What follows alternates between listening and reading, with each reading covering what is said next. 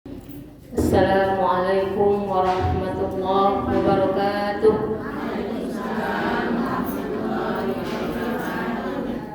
Alhamdulillahilladzi anzalal furqan hudan linnasi wa bayyinatin minal huda wal furqan.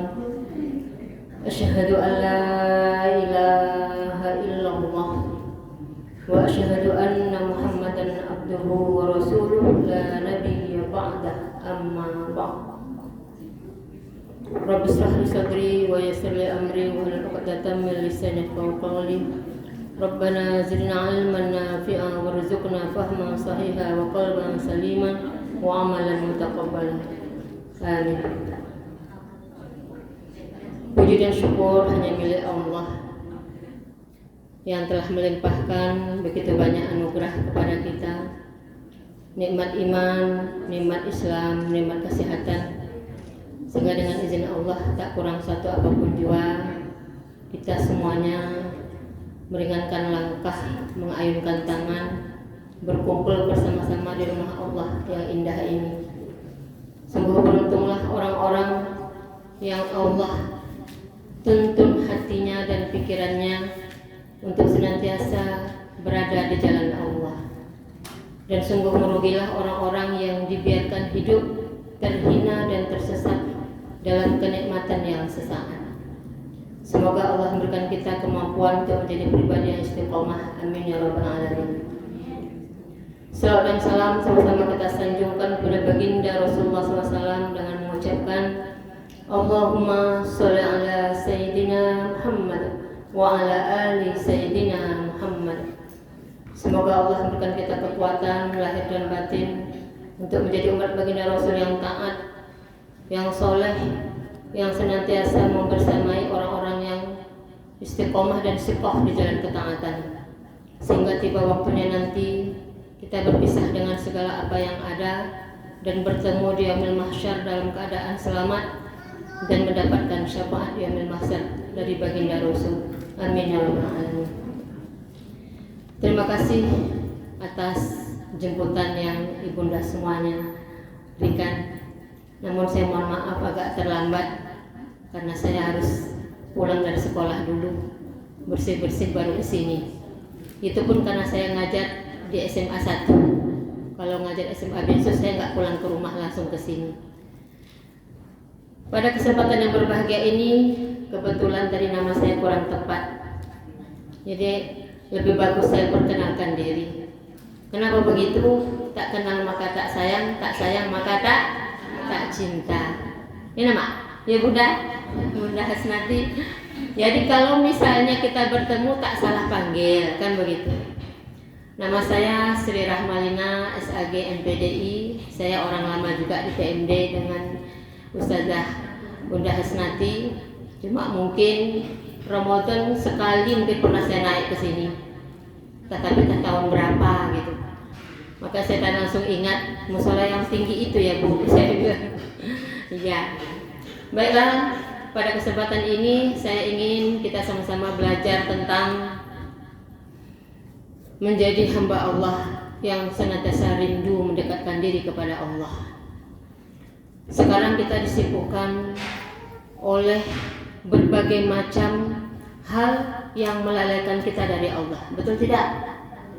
Apakah pekerjaan, apakah anak, apakah kedudukan, atau teman sendiri, atau pasangan hidup kita, semuanya bikin kita lalai. Kalau kita terjerumus kepada hal-hal yang mendekatkan diri kepada yang Allah tidak ridho.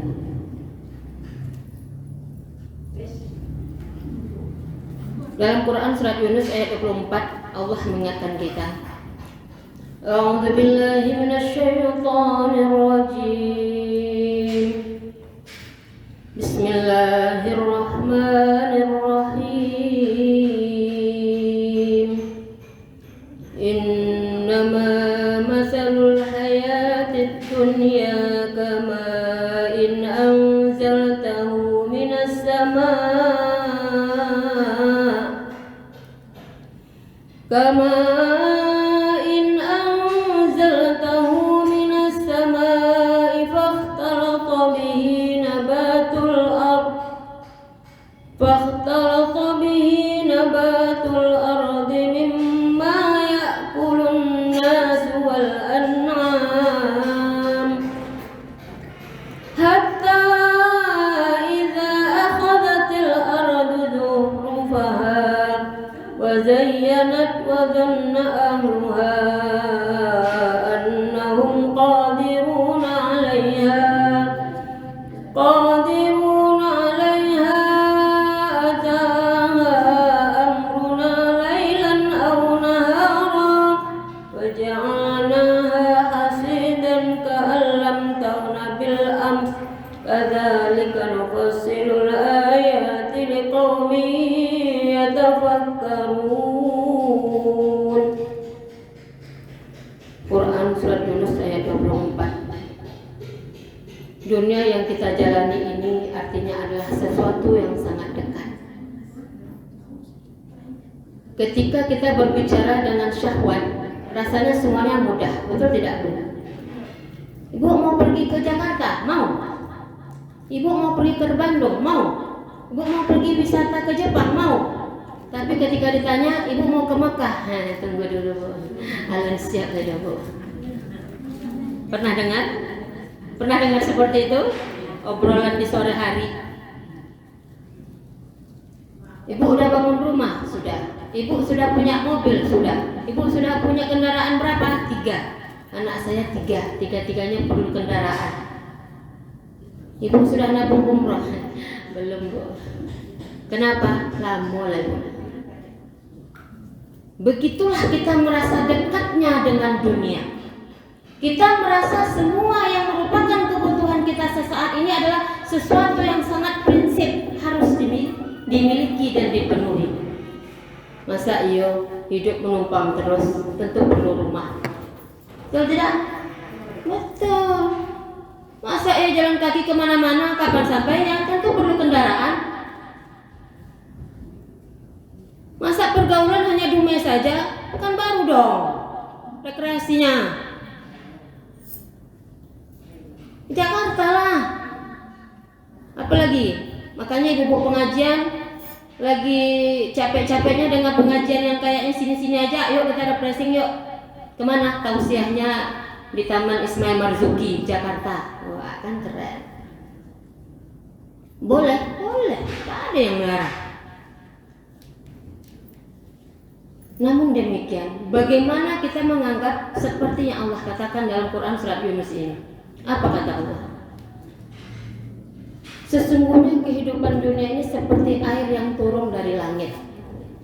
Ketika hujan turun, tanah yang gersang menjadi subur, tanaman yang kering menjadi gembur. Yang tadinya satu batang tumbuh, akhirnya bercabang-cabang nih. Yang tadinya tak mau terbuka bunganya, ketika Allah turunkan rahmatnya langsung kembang. Yang paling terasa nanam kunyit. Daun kunyit Bu, dekat Tanjung Palas sana, kalau dekat rumah saya itu, kalau kemarau tak mau tumbuh deh Bu. Kenapa? Panas kena matahari. Sekali kena air hujan, sini gemuk, sini gemuk, sini gemuk. Masya Allah. Panas terik di siang hari. Kita ngomong, ya Allah, panasnya malam Allah turunkan rahmatnya. Tidur nyenyak, subuh tak bangun. Jadwal tahajud lewat, kenapa? Nyenyak. Ketika Allah mengingatkan bahwasanya kehidupan dunia itu seperti air hujan yang turun tadi, fakhtalata bihi nabatul ardh, maka tumbuhlah segala hal yang bermacam-macam di permukaan bumi ini. Petani yang sudah putus asa tiba-tiba semangat kembali. Yang sedih, yang tukang es Bu Sri tak laku, siapa bilang? Olahlah esnya dengan kebutuhan orang di waktu hujan. Namanya kita jualan keliling, itu tengok apa sekarang keliling yang hobi. Nah buat itu, kan begitu. Kalau untuk dunia kita mau berjuang, maka untuk akhirat pun lebih daripada itu. Kenapa? Fakhtalata bihi nabatul ardi mimma ya'kulun nas wal an'am. Allah tumbuhkan segala apa yang ada di muka bumi ini untuk jadikan bahan makanan oleh manusia dan binatang ternak. Dari telur, ayam, kemudian kita makan ayamnya. Ya. Hewan tadi butuh tenaga, Allah tumbuhkan makanannya. Kita pun makan dari apa yang Allah tumbuhkan. Terus Allah bilang apa? Ketika kita merasakan kenikmatan yang begitu enak tadi, kita bilang, orang yang punya ternak bilang, ayam ini kan punya saya yang jual, saya yang dapat untung, ya saya lah yang kaya. Kenapa pula kamu minta zakat dari saya? Itu kata orang, misal ya bu, pedagang ayam itu singgung pula. Ini misal. Artinya apa? Ketika manusia memiliki kenyamanan dalam hidupnya, dia menganggap itu adalah miliknya. Sama dengan Korun. Anak kunci gudang Korun itu parade binatang ternak membawanya, saking banyaknya. Kalau parade itu berarti bu, banyak tuh. Pawai membawa kunci gudang. Tapi ketika Nabi Musa minta zakat, apa kata dia? Ini kan hasil jerih payah saya. Kamu kok muncul-muncul aja?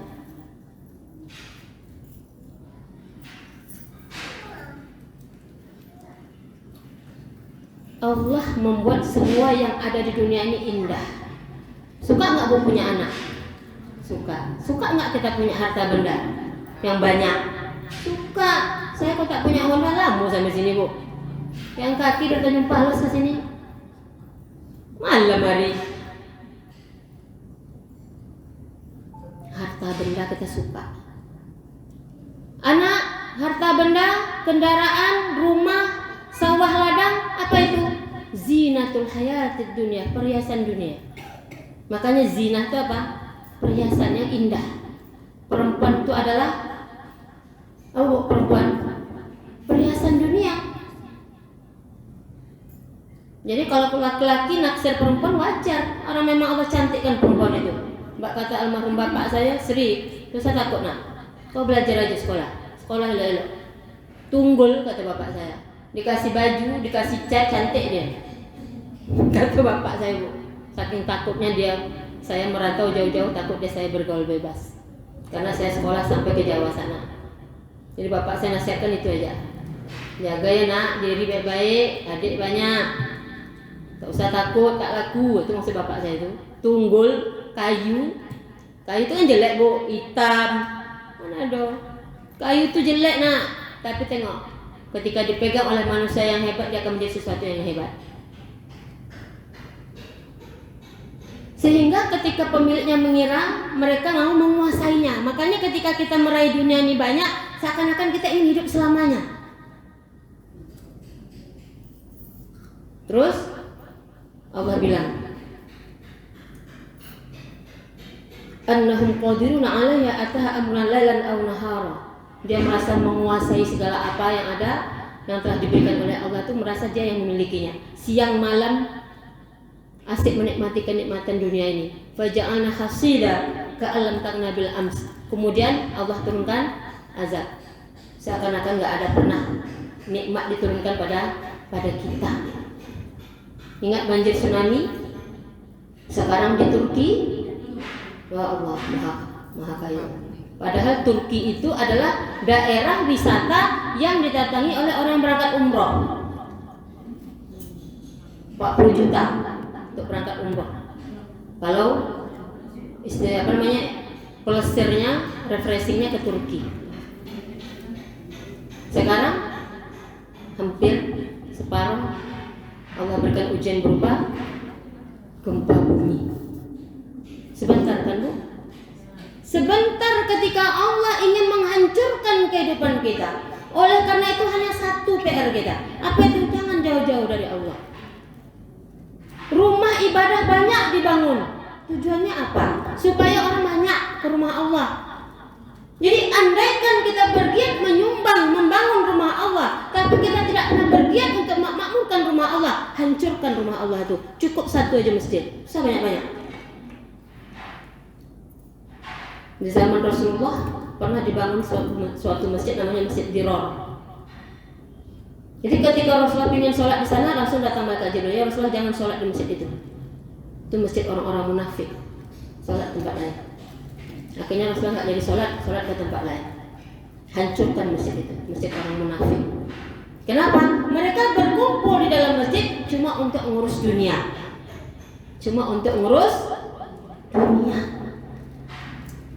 urusan perut, urusan entahlah, pokoknya itulah dia. Urusan menghancurkan Islam itu sendiri, tapi berkedok Islam. Jadi kata Allah, kami datangkan azab siang dan malam, kemudian kami jadikan tanamannya seperti tanaman yang sudah disabit. Itulah dia, ka'annama hasidah, seperti tanaman yang sudah disabit. Ini habis panen kan bersihkan tuh, nah hilang semua bekas-bekas hasil daripada apa yang ditanam, apa yang dilakukan oleh manusia. Apa kata Allah? Kadzalika nufassilul ayati liqaumin yatafakkarun. Demikianlah kami menjelaskan tanda-tanda kami kepada orang-orang yang mau berpikir. Itu yang pertama.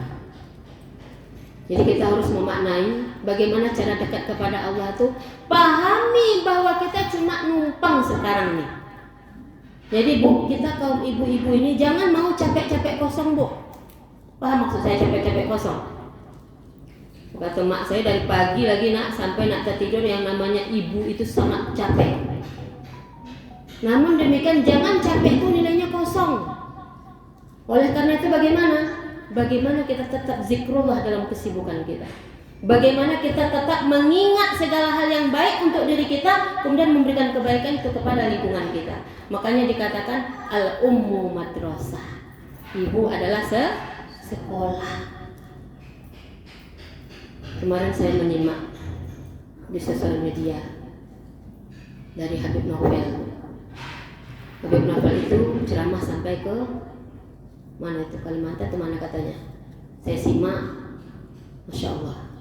Seorang ibu yang berumur 105 tahun, seorang nenek syarifah yang sudah berumur 105 tahun, wajahnya seperti umur 70 tahun.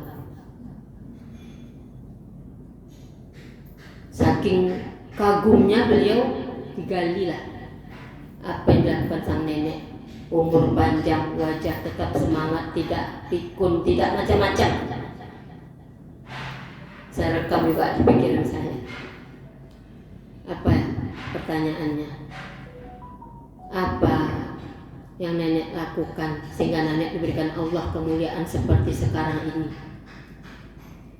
Aku jawab sang nenek, biasa aja. Selalu aja dekat kita kepada Allah. Setiap waktu, setiap hari-hari itu, setiap menit, setiap detik, jangan pernah lepas dari Allah. Dia punya anak 30, dari anak itu cucu 30, cicitnya 50. Jadi kira-kira 80 anggota keluarga. Jadi kalau bikin acara nggak pengen undang orang, udah penuh satu keluarga. Saya sholat malam hanya 10 rakaat katanya. Anak saya 5, jadi cucu 30. Setiap 2 rakaat sholat saya doakan untuk anak saya, setiap anak saya katanya. Jadi anak 2 rakaat yang pertama diniatkannya hadiah pahala sholat itu, hadiah doa-doa dia untuk anak pertama, sebut namanya katanya, dan anak keturunannya. Jadi 10 rakaat tahajud, 5 rakaat itu 5 salam itu 5 anaknya disebutnya. Insyaallah. Kemudian untuk baca Al-Quran per 3 hari khatam Quran, paling lama 7 hari. Paling lama 7 hari kalau tak salah saya. Pokoknya setiap minggu khatam Al-Quran. Karena dia sudah sangat tua, tentu tak bekerja, apalagi anaknya dah besar-besar dan makmur-makmur semua. Dia hanya di kamarnya saja. nggak pula dikisahkan kayak mana kamar mandi berjalan, nggak pula dikisahkan. Tapi kalau saya melihat dia terduduk begitu, kayaknya dia nggak menyusahin orang. Artinya masih bisa berjalan, atau dia bisa ke kamar mandi, pokoknya kasih kamar aja. Dari sholat malam ke subuh itu nggak tidur sampai duha. Tidur sebentar menjelang zuhur, habis zuhur sampai asar atau sampai maghrib saya lupa. Beliau berzikir. Zikirnya itu bukan pakai tasbih. Dia mengumpulkan biji-bijian, apa tuh biji-biji yang nggak keras-keras, satu baskom.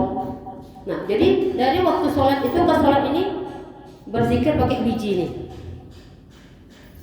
Insya Allah, saya sampai merinding, menangis-nangis saya dengarnya, Bu. Untung juga saya buka sosial media ini, dapat saya ilmu baru. Saya bilang, mau saya transfer. Ibu lah orang pertama saya transfer.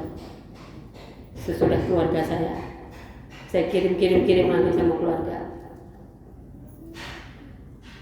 Habis biji ini, malam zikir sambung lagi, keluarkan pula dari biji ini, pindah ke baskom itu. Bayangkan lah, Bu. Kenapa? Karena waktu bekerjanya udah nggak ada, zikir kan isinya. Tapi itu hanya bisa dilakukan oleh orang yang dari muda sudah seperti itu, betul tidak? Sedangkan kita, ya alhamdulillah lah, mana banyak waktunya ingin suka mendengar pengajian, alhamdulillah. Insya Allah sedikit banyaknya bertambah juga ilmu, bertambah juga amal. Tapi saudara kita, teman kita, banyak lagi yang lain di sana yang perlu juga kita transferkan sedikit ilmu ini. Syarat agar dekat dengan Allah yang pertama, sesudah yang tadi itu adalah khauf. Khauf itu artinya perasaan takut dan khawatir kalau Allah meninggalkan kita. Takut sholat tak diterima, takut zakat kita ditolak, takut anak-anak kita menurhakai Allah gara-gara kita salah didik. Takut yang membuat kita memang betul-betul ingin sujudnya tuh udah habis doa kita baru kita bangun. Udah tumpah segala curhat baru kita bangunkan, baru kita angkat kepala kita. Dan itu hanya bisa dilakukan dalam sholat sunat. Kalau sholat fardu berjamaah harus ikut imam. Jangan kita buat sendiri-sendiri pula, jangan. Nggak usah, dalam hati aja. Jadi rasa khauf, rasa takut dan khawatir ini akan membungkus jiwa kita, terkungkung. Maksud terkungkung itu adalah terbelenggu dan ingin lepas dari segala hal yang membuat kita capek, bukan karena Allah gitu.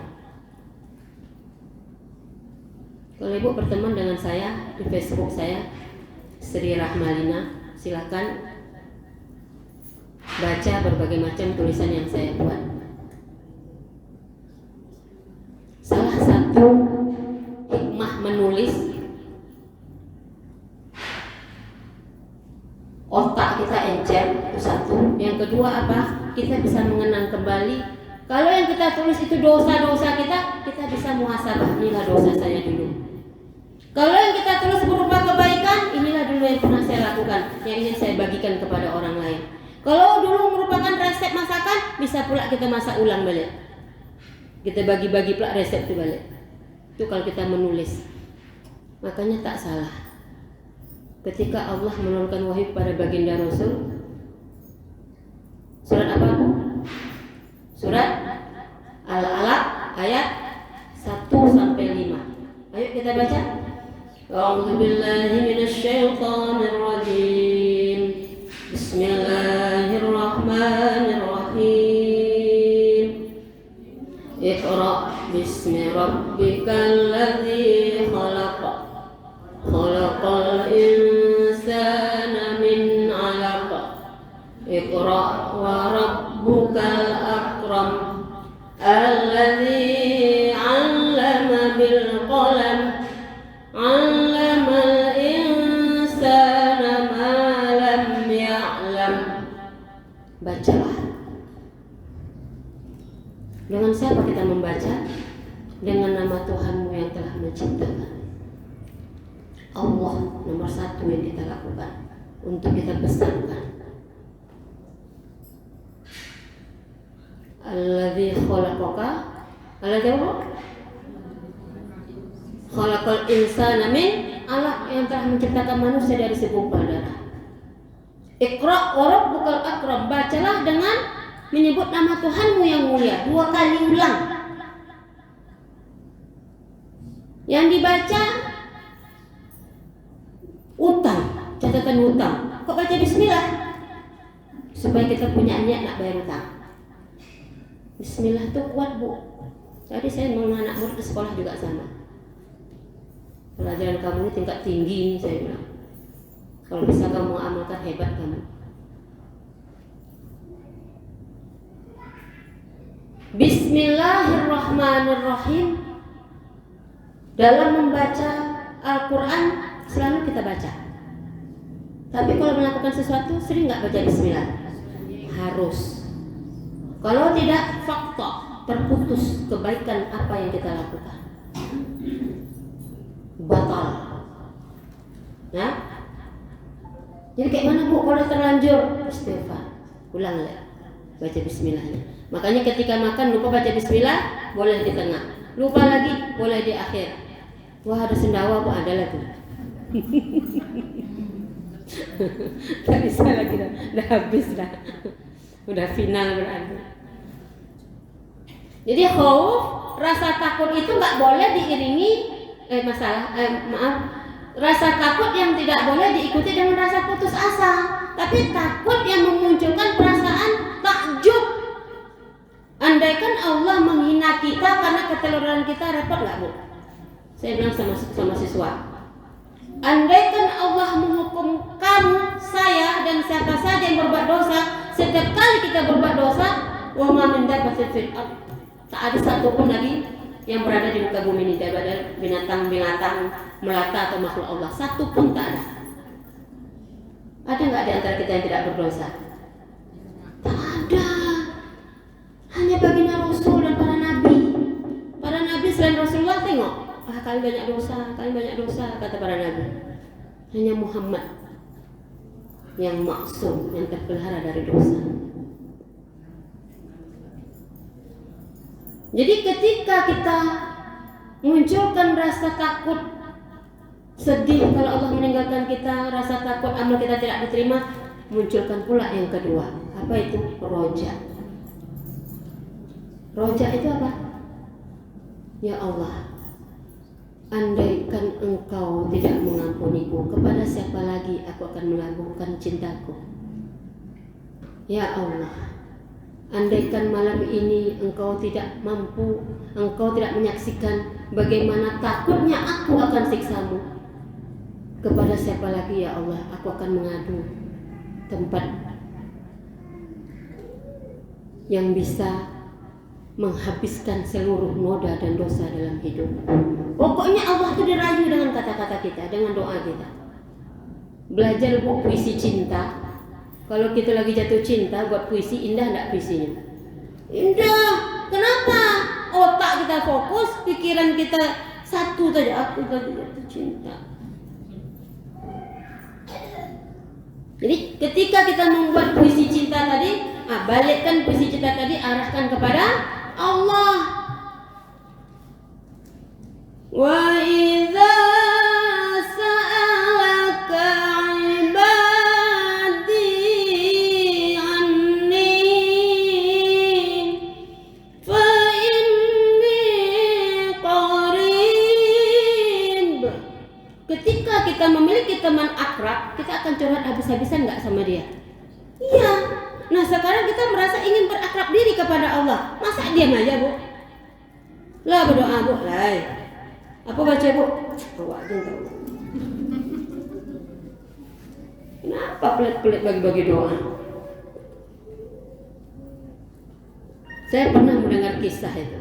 Seorang hamba Allah, seorang jamaah berdoa di dalam masjid. Berdoa, dia doa keras-keras gitu. Tapi keras itu bukan seluruh jamaah dengar, orang sebelahnya dengar. Kalau salah satu doanya adalah minta jodoh. Jadi orang sebelahnya dengar.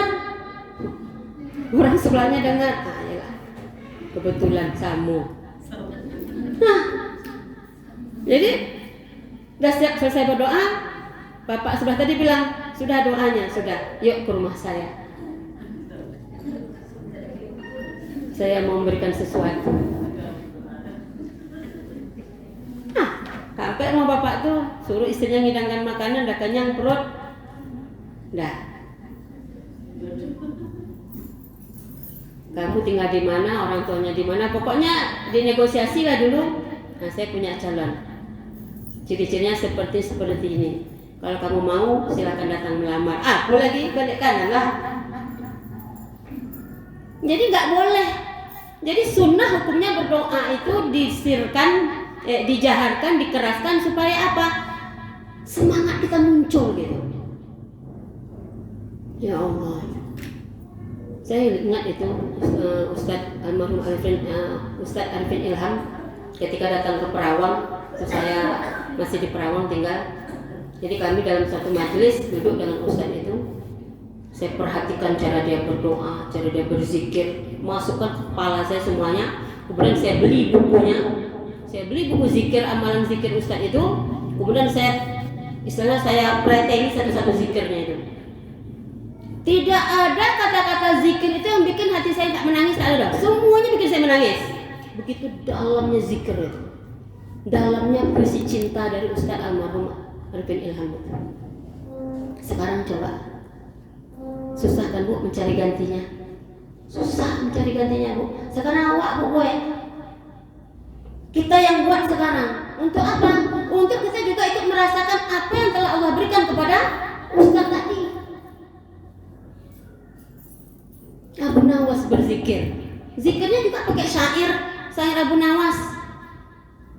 Enggak harus Bu, subhanallah walhamdulillah, enggak harus. Ibu bisa menyanyi, Abu menyanyi zikirnya. Dodoi si dodoi ala sayang, dodoi si dodoi. Habis itu baru, wahai anakku. Pandai-pandai lah Bu bikin syairnya.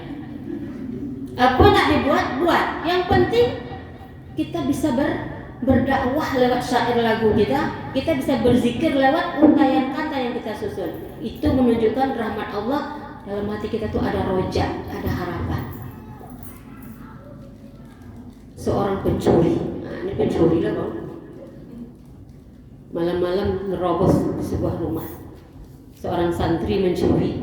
Kenapa? Sangat lapar. Jadi dia, kalau rumah orang Arab itu di atasnya kan bisa dibuka. Naik dia ke atas atap, jingkrak-jingkrak, adalah rumah yang misalnya jendelanya itu bening gitu, jadi bisa nampak apa di dalam. Wah, tuh ada meja makan, ada tudung sajinya. Turunlah dia ke bawah. Bukanya tudung saji, nampaklah terong Bu. Terong ya Bu, nggak ikan kakap loh, terong. Tapi karena lapar, digiginya lah terong itu separuh. Sedang makan ingat dia Allah. Astagfirullah, aku sedang mencuri. Dengan izin Allah dengar pula kerusuk-kerusuk ada orang yang nak ke dapur, langsung tutup, naik dia ke atas melompat. Rupanya anak perempuan yang punya rumah. Berjalan juga di tengah malam tuh nak buka tudung saji, nampaklah terong tinggal separuh. Wah, ini ada pencuri. Tapi ngapa tak dihabiskan? Sial. Kenyang tidak, dosa dapat. Keesokan harinya Pak Kiai tadi ngisi ceramah seperti biasa, ngisi taklim. Datanglah seorang bapak dengan anak perempuannya. Tapi kalau tradisi Arab kan pakai hijab, pakai iqab. Wahai Pak Kiai, carikanlah jodoh untuk anakku. Terserah Pak Kiai sajalah. Jadi dia ada sifat rojak pada bapak tadi, dia berharap, punya harapan bahwa Allah akan memberikan jodoh yang baik kepada anaknya lewat Pak Kiai ini. Nah, itu rojak juga ini Bu, itu sifat berharap juga. Sama. Dia yakin orang soleh akan memiliki jodoh yang soleh untuk anaknya gitu. Bapak dah yakin dengan saya? Iya, baiklah, kata Pak Kiai tadi. Dipanggilnya lah santri tadi. Panggil santri tadi.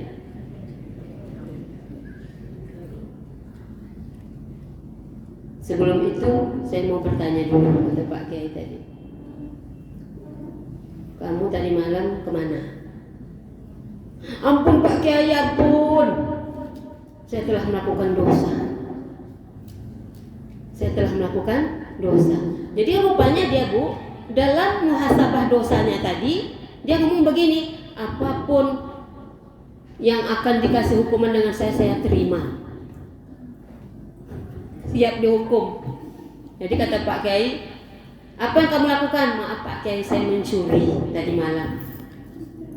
Saya mencuri tadi malam. Dan saya berharap Pak Kiai memaafkan saya dan Allah mengampuni saya. Kenapa? Karena tak habis yang saya curi dong.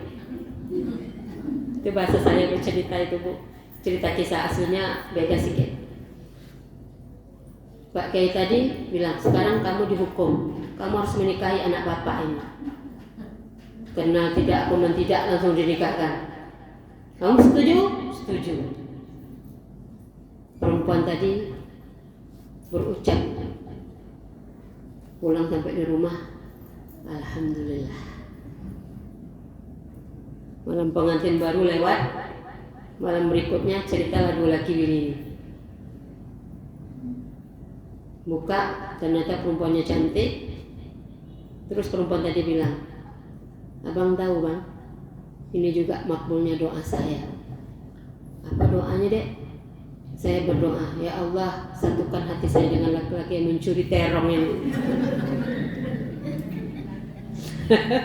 Kenapa? Karena dia pencuri yang soleh. Terong ditinggal. Mengaku pada depan Pak Kiai lagi. Tetap berjodoh sama dia, dia mau. Itulah hebatnya.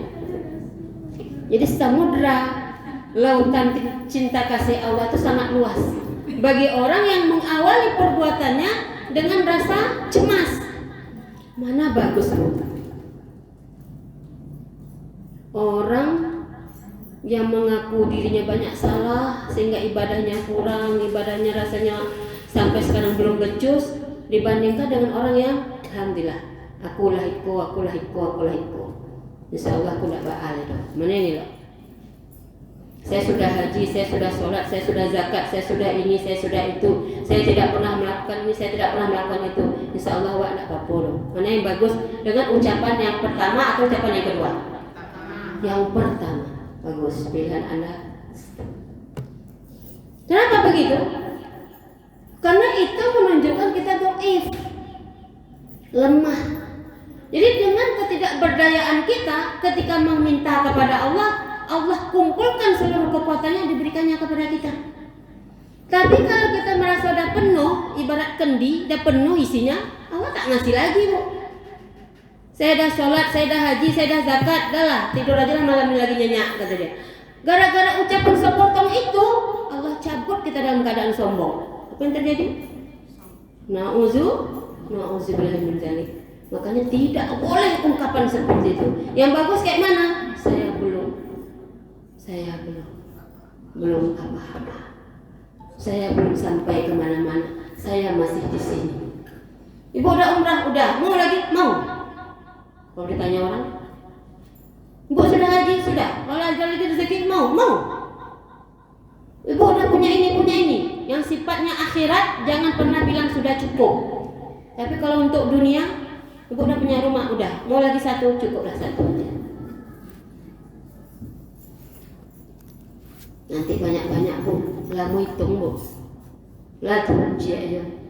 Anak 3 lah, punya rumah satu-satu udah cukup lah. Nanti kalau dia mau nambah, biar dia cari sendiri. Untuk kita udah. Di Tanjung Palas itu ada rumah yang banyak kamarnya. Ketika anaknya menikah, pergilah semua. Tinggallah 2 suami istri. Tiba-tiba mereka berdua kena penyakit apa? Takut dalam kamar. Akhirnya apa Bu? Tidur di luar, semua di luar Bu, tak dalam kamar Bu. Tiba-tiba merasa jenuh dan muak dalam kamar, akhirnya apa? Kasur pindah ke ruang tamu semua. Itu kata tetangga saya. Entahlah, saya bilang. Karena saya belum punya rumah, sedang nak bangun rumah, saya bilang sama suami saya, oh bang, usah besar-besar rumah bang, kecil aja saya bilang. Nah begitu deh, anak kita nak pergi semua, kita tinggal berdua, itu pun kalau yo kata saya. Usah banyak-banyak, yang penting ada rumah tempat ngaji, jadilah saya bilang. Jadi saya belum punya rumah bu, baru nak bangun rumah. Jadi rumah kami itu, saya bilang sama suami saya, sediakan rumah kayak di Perawang, itu nanti tempat ngajar ngaji saya bilang. Yang lain terserah abang nak bikin kayak mana, saya tak ngurus saya bilang. Pokoknya jangan sampai buat yang tidak ada, buat tempat yang saya suruh tak buat. Kalau tak buat tak usah bangun rumah saya bilang. Untuk apa? Itu kapling kita. Itu kapling kita. Jadi ibarat kata ini kubur saya nanti bang, siapkan itu saya bilang. Itulah bahasa saya. Terakhir nanti maghrib pula hari bu. Khauf, roja, tawakal. Begitu gigihnya kita mengisi kehidupan, apakah itu salah? Tidak. Enggak salah bu. Dari pagi sampai sore jualan, apakah salah? Tidak. Saya dari pagi sampai sore di sekolah, apakah salah? Tidak. Kapan kita dikatakan salah? Tak sholat. Apalagi berkelahi sama orang, apalagi setiap detik, setiap manu, pokoknya ada aja sudut bumi Allah ini kerja kita ngadu domba orang misalnya, itu ada maksiatnya. Kalau tidak. Di rumah bu, ngurusin rumah tangga itu lebih banyak lagi susahnya. Kenapa begitu? Tak pernah berhenti tugas rumah tangga itu, sampai nak tertidur bak kata mak saya, tak berhenti. Oleh karena itu apa? Serahkan hasil perjuangan kita kepada Allah. Sholat fardu berjamaah dengan sholat fardu sendiri mana berat bu? Jamaah atau sendiri? Berjamaah berat bu. Kalau sendiri kita yang ngatur, nak pendek, nak panjang. Kalau berjamaah imam yang ngatur. Nah, tepat imamnya lama, ala merangkai lo awak cerita dalam sembahyang. Kalau saya seorang penulis dan siaplah buku cie dalam itu. Artinya apa? Hayalannya sangat banyak dalam sholat berjamaah. Apakah kita berdosa? Siapa pula bilang orang sembahyang berdosa? Orang tak sembahyang bu yang berdosa. Artinya apa? Sebaik-baiknya orang beribadah, seburuk-buruknya orang yang tetap beribadah itu lebih baik dibandingkan orang yang tidak beribadah. Tadi murid saya tanya, Umi, ya.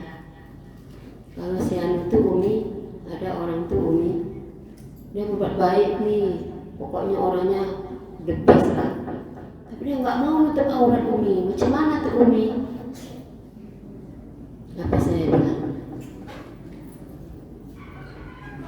Sholat Umi. Yang lain-lain dibuatnya iya Umi. Mudah-mudahan sholatnya yang banyak itu nanti akan membuat jadi dia lebih dekat kepada Allah dan dia tahu yang nomor satu itu tutup aurat.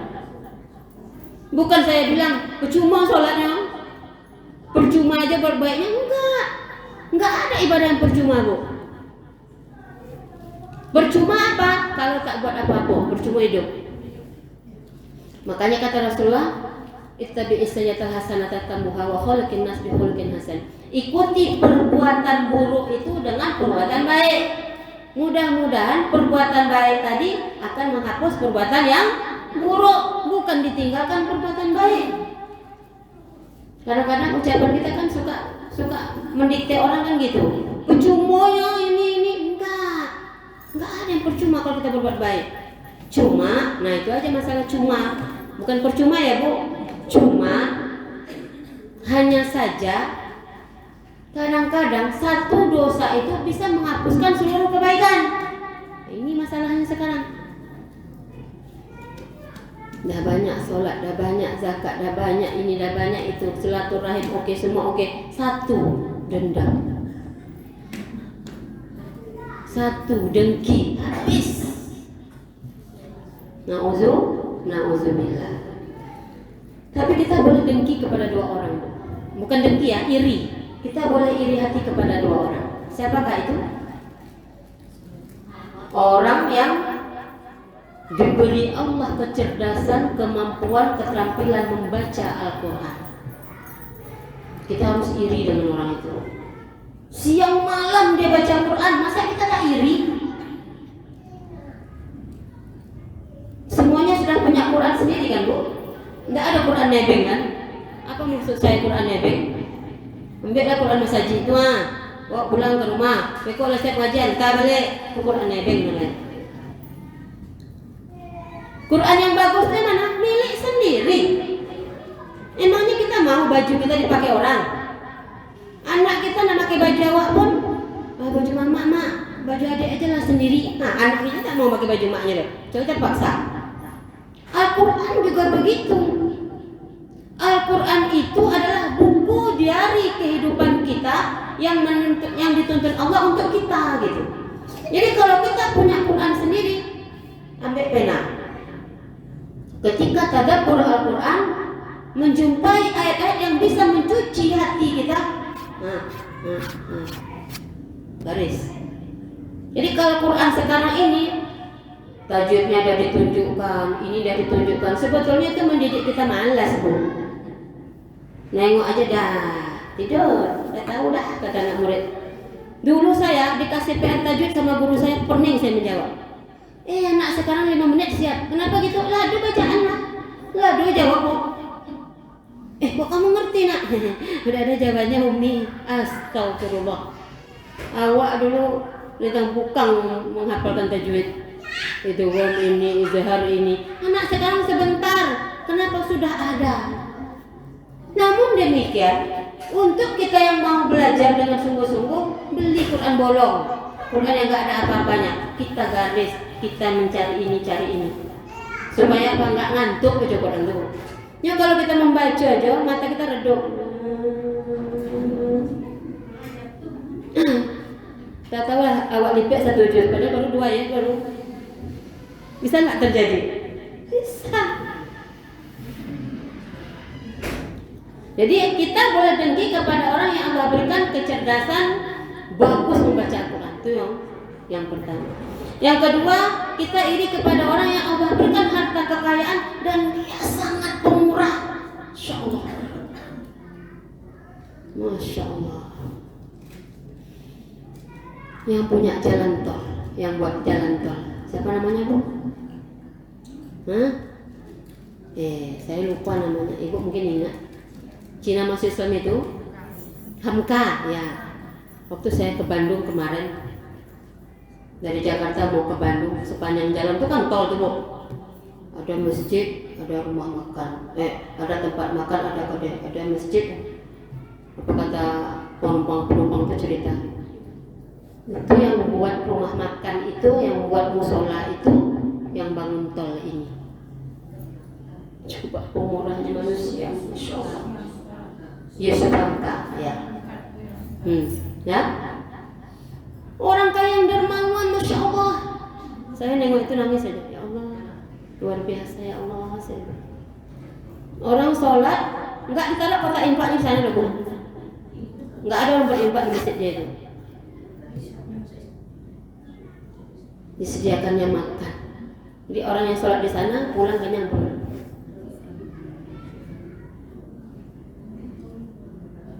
Ketika kita berpikir bahwa apa yang Allah berikan itu luar biasa, maka kita sebagai orang awam harus senantiasa merasakan bahwa nikmat Allah itu memang harus kita ceritakan gitu.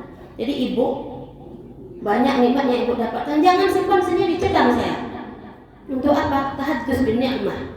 Menceritakan nikmat yang Allah berikan kepada kita, itu menunjukkan rasa syukur kita, bukan kesombongan. Kalau sombong beda, Bu.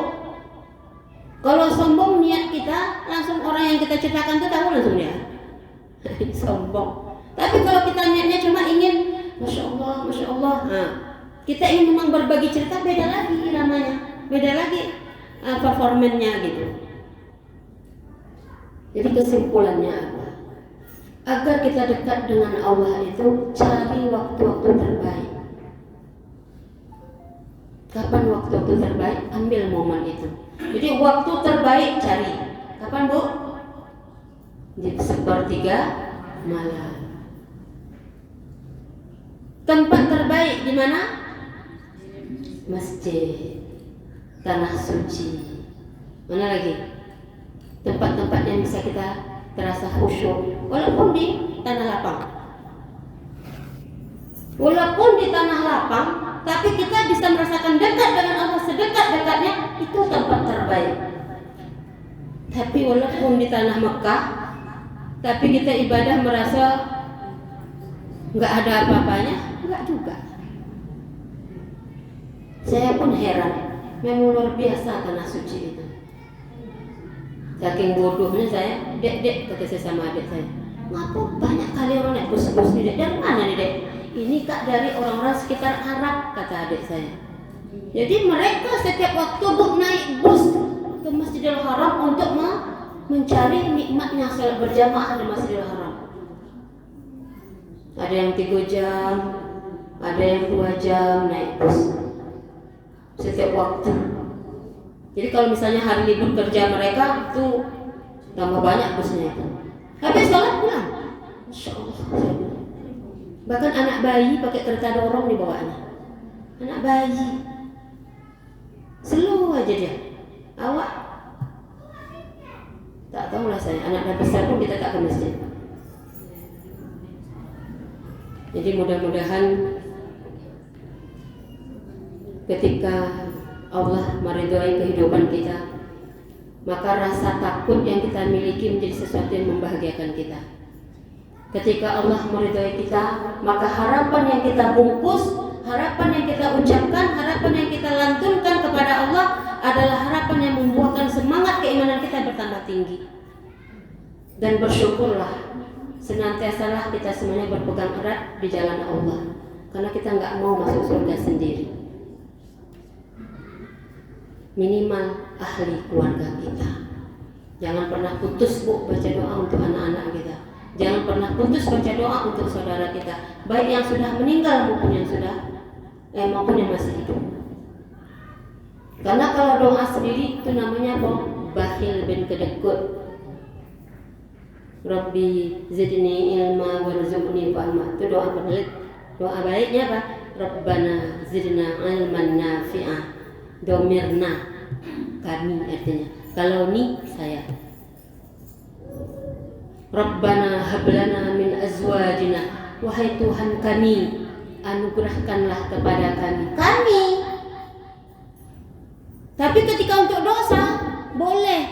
Rabbi zalamtu nafsi faghfirli dzambi. Ya Tuhanku, aku telah menzalimi diriku, ampunkan aku ya Allah. Boleh kita mengemis kepada Allah dengan doa-doa yang lafalnya adalah lafal saya, lafal aku. Astaghfirullahalazim, astaghfirullahalazim. Dihentakkannya emosi dia. Boleh. Astaghfirullahalazim, innallaha ghafurur rahim. Ketika kita bersyair seperti itu, kita bisa berkeringat. Kenapa? Seluruh power tenaga kita keluarkan. Itu bahasa Jawa syairnya. Itu irama Jawa itu. Kalau irama Minang, irama kita Melayu gimana? Astaghfirullah Rabbal baraya, astaghfirullah minal khataya. Lembut. Ya, tambah. Rabbi zidni ilman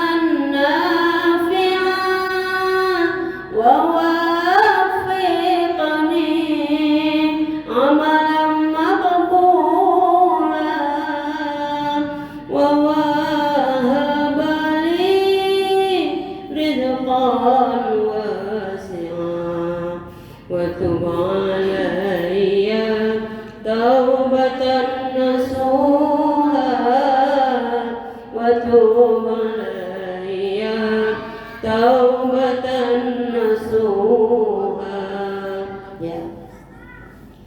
Istighfar gunanya untuk mencuci yang kotor. Istighfar untuk melapangkan yang sempit. Istighfar untuk melancarkan segala urusan yang sulit. Istighfar untuk membukakan pintu langit. Ada 70 lebih keutamaan istighfar. Jadi mudah-mudahan Allah meridhai pertemuan kita hari ini. Jadi dapat kita simpulkan sama-sama, mendekatlah kepada Allah sedekat-dekatnya. Kita berdekat dengan berjalan, Allah berlari. Kita sedekah, Allah sehasta. Itu artinya apa? Makin dekat kita, makin lebih dekat Allah. Tandanya Allah dekat dengan kita apa? Bu, tandanya Allah dekat dengan kita apa? Semangat berbuat baik, malas berbuat buruk, takut berbuat dosa. Itu tanda Allah dekat. Tapi kalau tidak ada itu, insya Allah istighfarlah yang banyak supaya kembali ke jalan yang benar. Itu saja. Saya doa atau ibunda atau ada pertanyaan dulu? Langsung berdoa ya, udah maghrib ya. Baik. Astaghfirullahaladzim, astaghfirullahaladzim, alladzi la ilaha illa huwal hayyul qayyum wa atubu ilaih. A'udzu billahi minasy syaithanir rajim. Bismillahirrahmanirrahim. Alhamdulillah rabbil alamin, hamdan yuwafi ni'amahu wa yukafi mazidah. Ya Rabbana lakal hamdu kama yanbaghi li jalalikal karim wa 'azimi sultanik.